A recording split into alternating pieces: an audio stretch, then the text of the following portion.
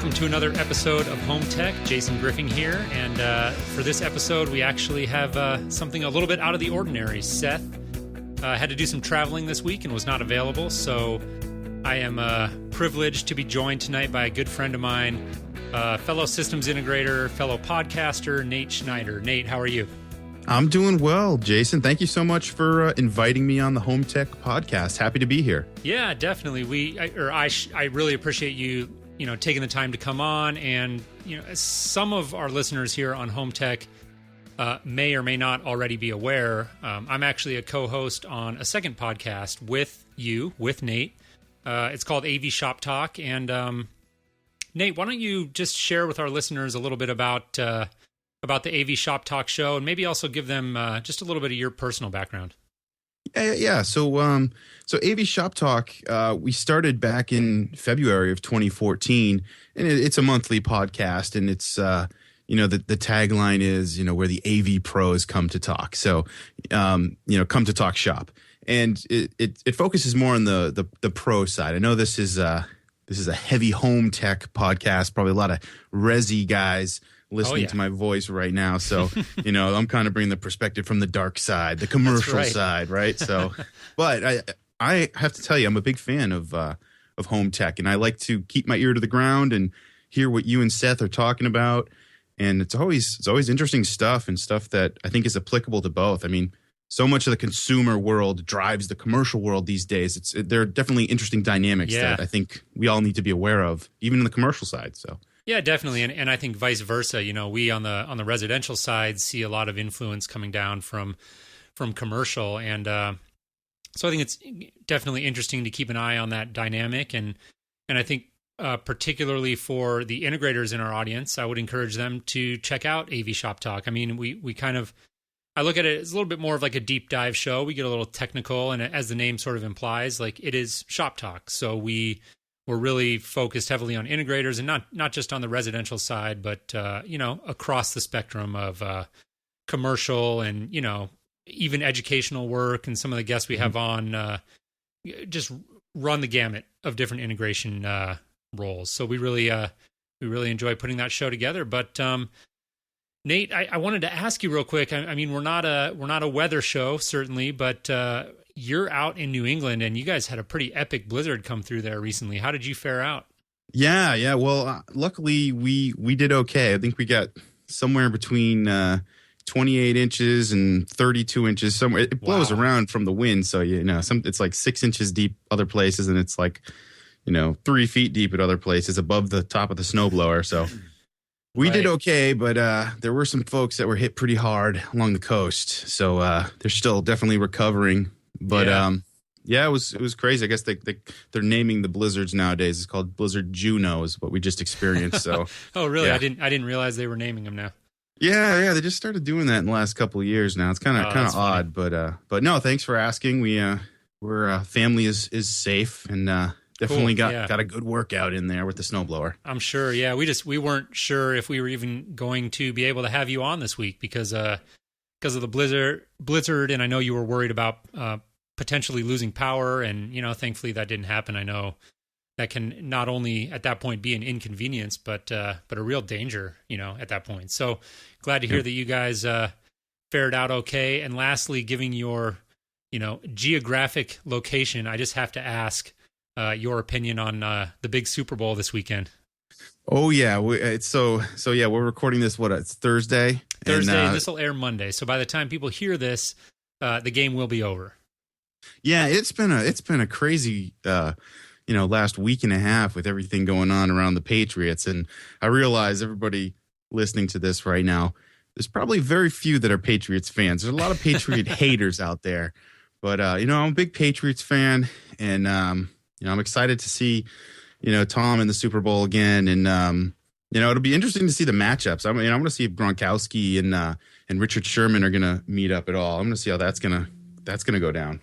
Yeah, I think it's going to be a great game. I know you're a Patriots fan, but I have to say, just the Seahawks to me look like so red hot coming off of that win over Green Bay, and I think it's going to be an epic game, but my money's on Seattle. I got to say it. Well, here's what they got to do. All Bill's got to do is during the national anthem, nobody's looking, just sneak a needle in the balls and just let a couple PSI out, and then we'll win the game hands down. That's all there is to it. That's it, right? Just leak a little bit of that air pressure, and then easy win. You got it. Right on. Well, let's move into the meat and potatoes here. I wanted to, as usual, just thank everybody for tuning in. We here at Home Tech really appreciate it. I mean, we've had a great year. Getting the show off the ground, and we really appreciate all of the loyal listeners and people kind of engaging with us on Twitter, and particularly we appreciate people giving us feedback. And to that end, I wanted to mention an actual review that we got on iTunes from a gentleman by the name of Jared.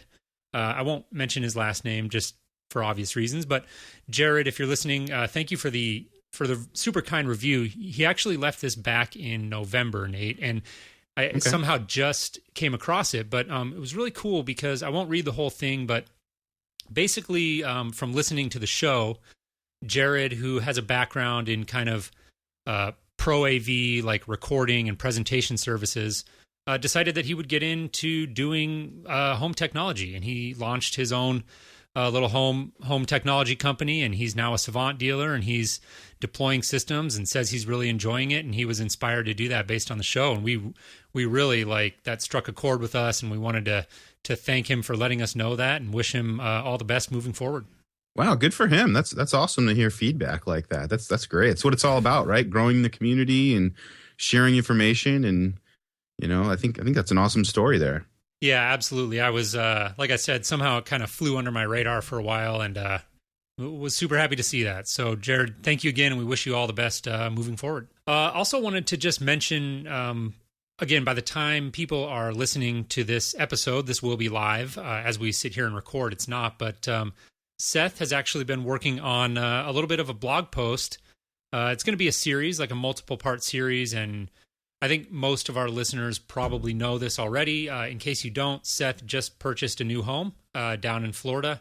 And it's really cool. What he's doing is he's actually going to, take the time to document his journey as a new homeowner and the home technology that he is going to deploy. And I think that we as integrators oftentimes get, so immersed in what we do for a living that we don't even really think about our own systems and our own kind of personal technology applications. And so I think this will provide kind of a unique perspective for people to check that out and come by the blog. I know our blog has been a little bit dormant, but this will be a cool post. It's going to go live this weekend. So by the time people are hearing this, they can stop by the HomeTech.fm website and check that out if they're interested in kind of documenting or kind of viewing Seth sort of documenting his new home and the projects he's got going on. He's got a lot cooking over there. Yeah, I think that's a great idea. I mean, I'm definitely interested in seeing what he's got going here and kind of his approach, given the rapidly changing technology that's out here. I know we're going to be talking, I don't want to jump the shark here. We got some interesting stuff coming up here, but it'll be interesting to see if he deploys any of these boosting technologies we're about to discuss. So, yeah, definitely. So we'll kind of jump into that. Right now we're kind of at that time of year post CES, kind of that after CES hangover, and not a whole lot going on in the news this week. I think everybody kind of did their big releases at CES, and it'll go, a little bit quiet here for a couple of weeks. But there's kind of been one topic on the back of my mind as an integrator, and I saw a couple stories break about this at CES, and this is the topic of cell phone boosters. Now, this is a little bit like out of our wheelhouse at Home Tech. I mean, we usually talk about the connected home and home automation and this sort of thing. But, particularly, again, for the integrators in our audience, I think this is a topic that we come across all the time because I know in my day-to-day work, I've got clients asking for this all the time. We've got a lot of projects out in the hills, like Beverly Hills, Palisades area here in Los Angeles, where the cell phone reception's just really bad. And there's not, up to this point, hasn't been a lot of solutions available on the market to really reliably boost that cell phone signal in the home. And so we saw a couple of stories break about this at CES from a couple of different companies, and I thought it would be interesting just to chat about that. Yeah, this is something that, I haven't dealt with a lot personally, even in the commercial side. I mean, I'm kind of in a role right now in my daily, day-to-day work in the medical world, doing systems integration specifically for operating rooms. So, for us, wireless technology has to be as weak as possible so that it does not interact with, other medical devices. So if we do like a wireless mic or something, we've got to like go to special lengths to make sure it's not a very strong signal. You know what I mean? It only works in the room and it's not interfering with anything. So this is kind of like the exact opposite end of the spectrum where we're trying to boost the signals to make them as strong as possible, right? So that's funny. I was actually like just wondering how this topic might apply as I was sort of preparing for the show and knowing that you were coming on. We didn't talk a lot about what you do and like at a detailed level in terms of integration, but you're working in, integrated operating rooms. So it sounds like this is almost the total opposite. You guys are actually would prefer a little bit less of a wireless signal kind of bouncing around that room. Yeah, the funny things you have to deal with. I mean, from a system designer perspective, it's almost like, and I think this is very relevant to this topic. It's like, rather than think of like just the system you're installing or just the system in your house or wherever you are, think of like the bigger picture. Like where are the nearby cell towers? Where are the nearby radio stations, TV stations? If you live in a high rise somewhere and you're on the 25th floor, what's above you or below you that could be possibly interfering? And are you going to potentially install something that could potentially interfere with something else that you might not be aware of? So right. These are all like very good topics once we talk about these boosters and what they actually do. One of the things that we deal with, which, home tech people wouldn't really care about necessarily, but there's these electronic knife products that surgeons use to like literally cut through people. I guess they're kind of like plasma cutters. This just sounds scary. Well, that's why they put you to sleep before they let you see all the cool toys they use to cut you open. But these plasma cutters they give off so much RF. I don't know what you want to call it, but they're so noisy from a radio frequency standpoint. They can do all kinds of screwy things with the system that would trigger things to happen that aren't supposed to. So it's a whole nother world of issues. So that's what comes to my mind when I think of these like RF boosters. Is like, how much are we turning? Like, what's the dB level? What's the transmission power of these devices, and how do they interact with things around them?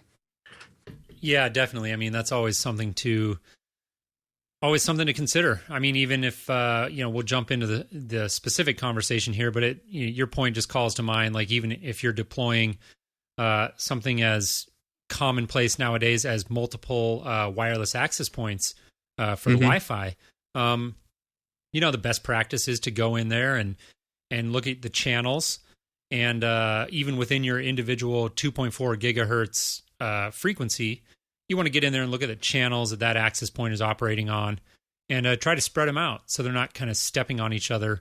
And so it all gets down to really understanding frequencies and interference and all of that. And RF and wireless in general is like just such a huge part of the connected home now.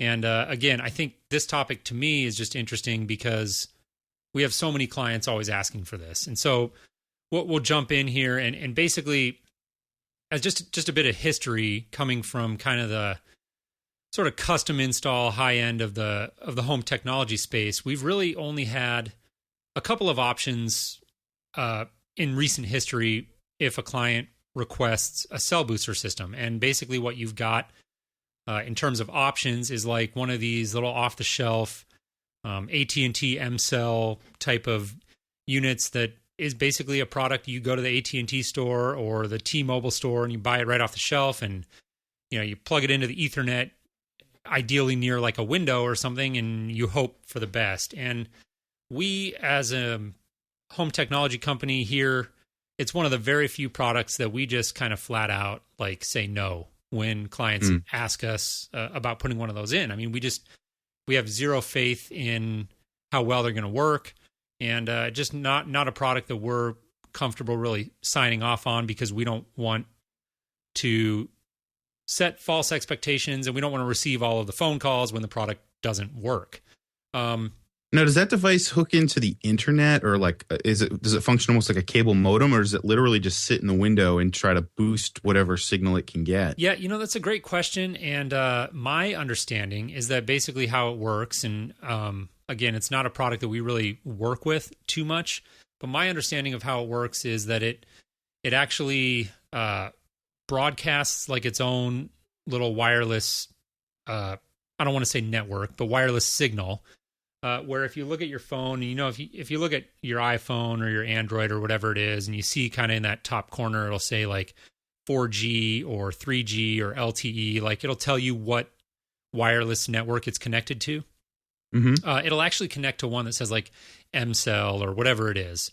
And then basically it's connected in the home, and it goes out somehow. And I don't know if it's boosting the signal or if it's somehow sending it over IP. I really don't know. All I know is that every time we've seen one of them deployed, it hasn't worked. Problems. I've heard the same thing. I've got one friend that has this exact device, and he actually called me up to try to like help him install it. I'm like, dude, what's this thing, like a $99 like box that you picked up on eBay? Like, exactly. I didn't hear anything good from it, but that's like kind of like the first entry level step to trying to do this. And then, I think what we're going to be talking about is kind of like, where do you go from there? If you want something that's a little bit more robust, that's something that is actually a deployable thing that you could rely on potentially. Yeah. Right? So what we've had as the flip side of that coin, really, and there may be other solutions out there that I'm not familiar with. The one that we've always deployed for clients that are willing to make the investment is from a company called Wilson Electronics.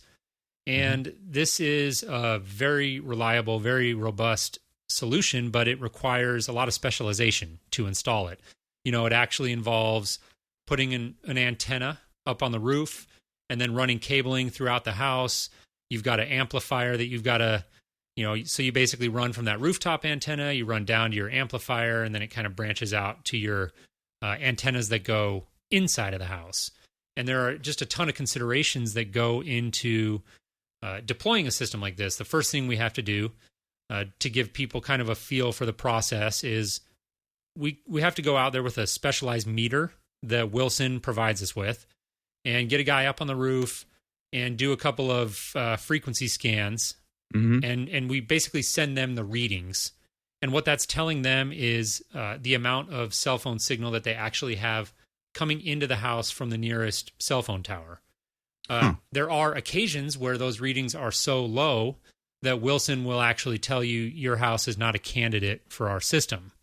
Oh, wow. We don't have enough signal coming from the tower to even boost it. So that's the whole reason why we have to go out there with the meter. I'd be interested to see. Oh, sorry to interrupt. I'd be interested to see if these things are deployed around the DC area.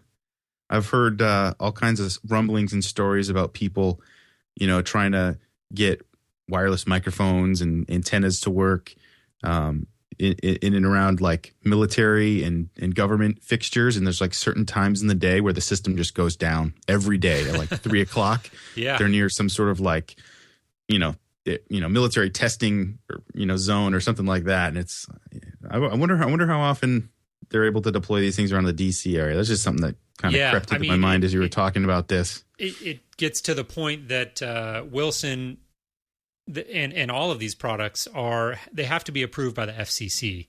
So there is regulation involved. Long story short, we come in, we do the kind of analysis initially, and then if they're a candidate, we sell the system. They're often very expensive depending on the size of the house. We have to pull specialized wire. A lot of our listeners are probably familiar with RG6, which is just kind of your standard like coax cable that you see almost in every house. But for this system, they actually recommend RG11, which is like a thicker, bigger version of RG6. So it kind of requires specialized cabling. You can get away with RG6 if you have to. There's all of these considerations. At CES, actually, Wilson Electronics announced the launch of a sort of a sub product that they're going to put out called WeBoost. And this is like more of a straight to consumer product that actually looks really interesting to me. Yeah, so the Wii Boosts, it seems like it's the same basic setup, right? So you've got like the three things you were mentioning. You've got the outside antenna, the signal booster amplifier, and then an inside antenna of some sort to send that signal through the house. But this definitely looks a lot more end user facing or customer facing rather than integrator facing. Yeah, it right? definitely does. Yeah, this is like a while back.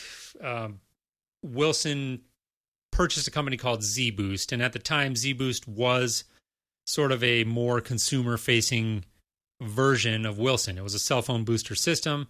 They were acquired, and this looks, this Wii Boost product looks to be like a kind of that was the goal when they purchased Z Boost, right? So they've announced kind of this new brand. It's got some cool features. Like one of the things when we deploy a Wilson system that we have to watch out for is actually having too much gain. So you can put these Wilson systems in and you can actually make it so that the cell phone signal's too hot. You have too much signal, and you actually have to go in and turn some dials and sort of attenuate that signal to get it down to a usable level. Well, the Wii Boost line actually has automatic gain control, which is pretty cool. They've got, looks like 3 different kind of levels of product. They've got the Wii Boost Home, which is kind of made for like a small home apartment application. These run $300 and up.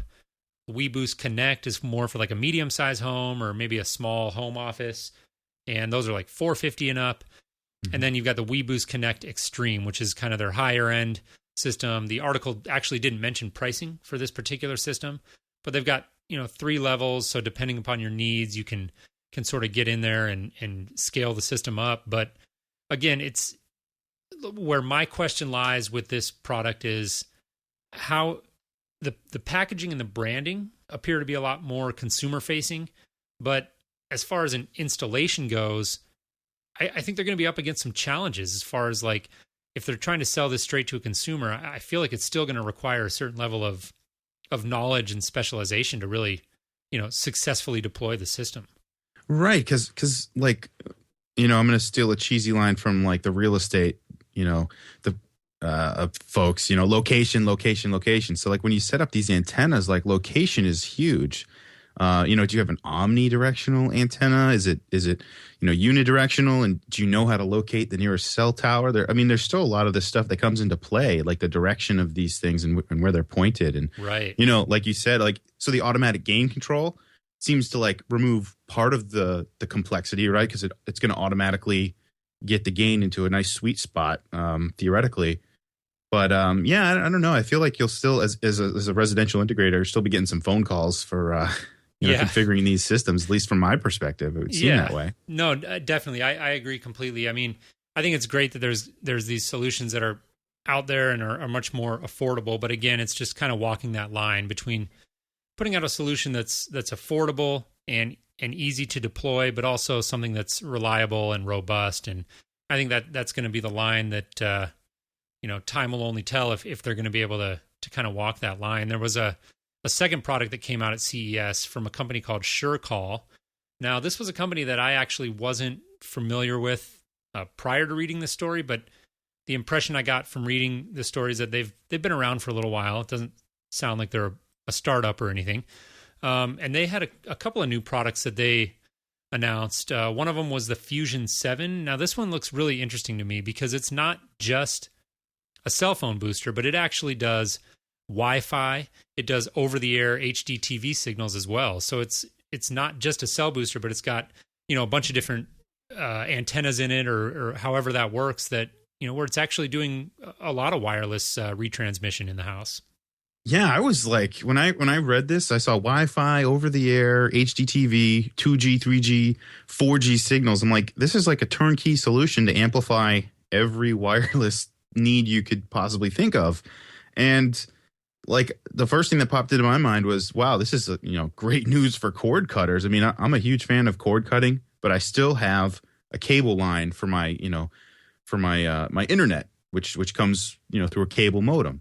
So I've still got that one cord, but man, if I invested, I don't know, $500 or $1,000 in some of these boosting technologies, I could potentially literally cut the cord into my house and just hook up wirelessly to a nearby cell tower and just have my wireless plan and get one of those unlimited data rollover, from AT&T or Verizon, whoever's offering the best deal for data.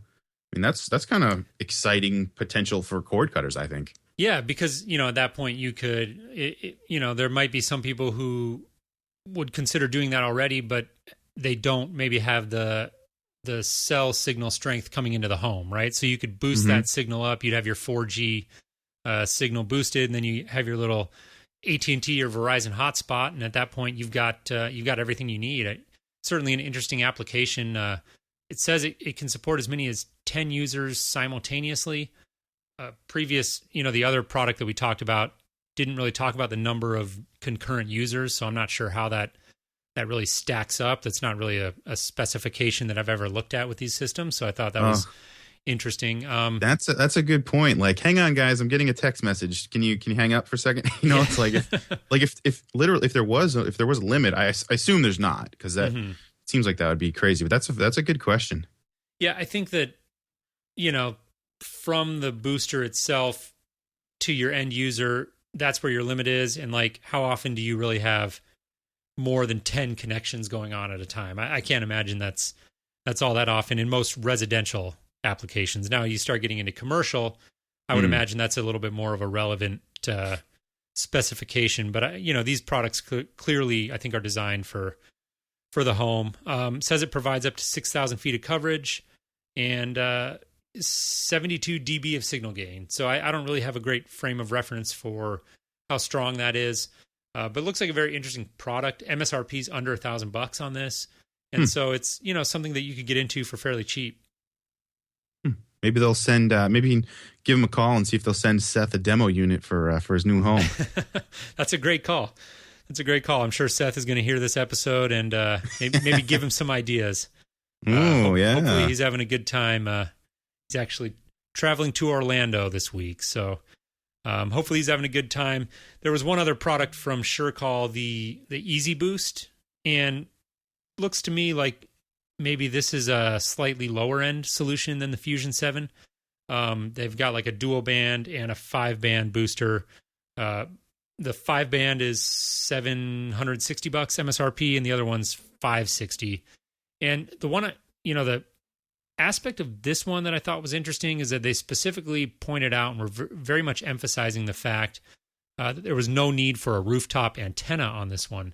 And, they were specifically kind of mentioning that all you have to do is, place it near a window, right? And they make it sound very simple, but as an installer and an integrator, I'm listening to that and going, okay, well, how many of my clients really want this, big metal box, like, sitting next to one of their windows, right?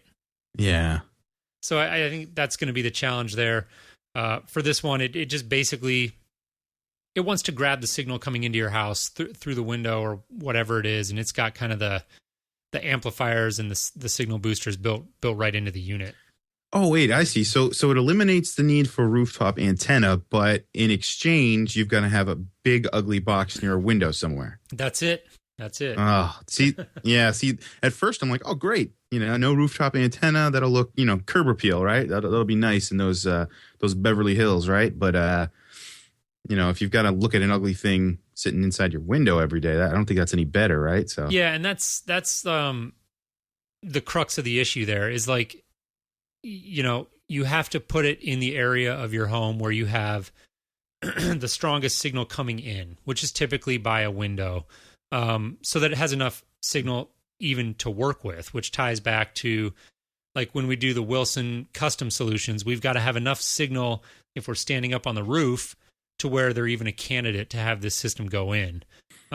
So you're really limited by these systems where you don't have a dedicated rooftop antenna, because the only area of your house where you get good signal could be anywhere. It could be like in the window of your kitchen or whatever it is. And at that stage, you're going to have to either see this big metal box there, or you're going to have to kind of find a creative solution to stash it. So certainly a trade-off there, not a panacea. Yeah, I don't think that would make for a good discussion piece, as a decorative item there in the kitchen. Yeah, I can tell you for sure that in the jobs that I work on, it wouldn't. Yeah, that wouldn't fly, would it? Yeah, so I think we'll probably be sticking with the traditional Wilson system where we can get it in there, but I will certainly be keeping an eye on these other solutions. And hopefully, if you're listening to the show, you took something away from this. I think that it's an interesting topic, not only for consumers, but also for integrators. If you're a homeowner and a technology enthusiast, you've probably heard all about all these other gadgets and everything that's kind of going on in the smart home right now, but that having a low cell phone signal is really a problem for certain people, depending on where you live. And up until this point, there hasn't been a whole lot of options on the market to solve that issue. And as an integrator, I think it certainly presents a business opportunity moving forward. It's something else that we can put in our tool belts. As a residential guy, I don't think it has much application for you, it sounds like, in an integrated operating room, but certainly something that commercial guys in general could consider depending on their line of work, and obviously very big in the residential side. Yeah, and it's just good technology to kind of have in your tool belt, to keep in the back burner is something that you need to be familiar with and just know that it's out there, because, there will come a time when you need to, reach for technology like this. So it's definitely good to keep up with it. One thing we didn't touch on is the mobile versions from Wilson. Are you familiar with the boosters that are meant to be installed in a vehicle? Yeah, I saw these in the stories I was reading, and they looked interesting. I didn't spend a lot of time diving into that, but it looks like a little cradle like that you put your phone in and kind of boosts the signal up. Yeah, I mean it's basically the same basic setup that you'd have in the house, but just kind of on a smaller scale. You have like a little magnetic antenna that sticks onto the roof, and then you run a cable right into like the door jamb of the car, and inside the car, and then there's like a little amplifier you got to mount somewhere, and then there's like a little mini leaf antenna that you put like on the back of your car seat or your back of your headrest, and as long as you're within like 5 feet, which is like anywhere in the car, right, you'll get boosted cell service in your car while you're driving. But I guess it's just a little amplifier, right? So if you've got a little bit of signal, you get that much more. But obviously, if you get completely out in the middle of the desert, you're not going to pick up anything. But it's just interesting. I don't know. It didn't seem like that would be something that would really work or take off. But I guess people use it. Yeah, I mean, I think if you're driving around in areas where you have a little bit of cell signal, not a complete dead spot, but maybe you're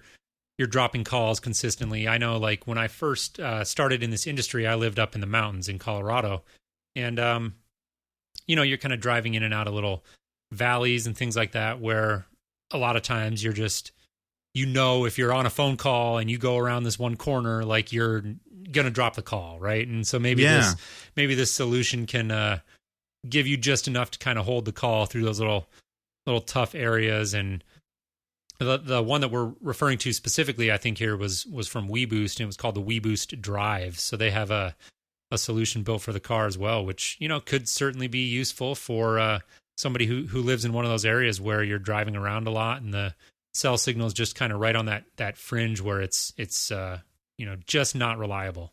I think every city, every town, I think everybody listening to this episode could probably relate to that. There's always like one little spot. Like my wife and I always joke, like, "Oh, I'm near the Walgreens," and it's like, "Okay, bye bye. I'll talk to you when you get home." Because like, there's always like one spot where like, you're gonna lose signal. There's like a stretch of woods or something. And I'm only like 20 miles outside of Boston, so if we're dealing with that near a major city, I can imagine people living way out in the country, dealing with the same issue. And man, if you could buy something to make that issue go away, I think that has value. So yeah, definitely. It's a problem for a lot of people. I mean, we live in a very connected world, and just to put a bow on this, I mean, that's what the show's all about, right? It's about connected technology, and cell phones are a very, very big part of that. And it's important to know what's out there. If you're having issues with your cell phone signal, then it's important to know about this technology, and it does look like it's an advancing field. So certainly one we'll be keeping an eye on moving forward. Nate, again, just wanted to thank you so much for coming on and sitting in for Seth this week. Had a great time chatting with you. Yeah, I'm definitely happy to be here. Really appreciate you reaching out and inviting me on Home Tech, and we will we will look forward to many more episodes of Home You Tech. got I it. can't wait to listen to the next one when Seth comes back. Yeah, thanks so much. We appreciate you listening, and we appreciate everybody else out there tuning in. Thank you so much for your time, guys. If you're enjoying the show, again, please take time to tell a friend, share a link on your social media network of choice, and definitely stop by the website. We've got a feedback form at HomeTech.fm/feedback. We read every single one of those emails, and we really do appreciate you stopping by and letting us know how we're doing. And if you have any suggestions for the show, we would love to hear those as well. So with that, we will let you go, and we will talk to you again next week here on Home Tech.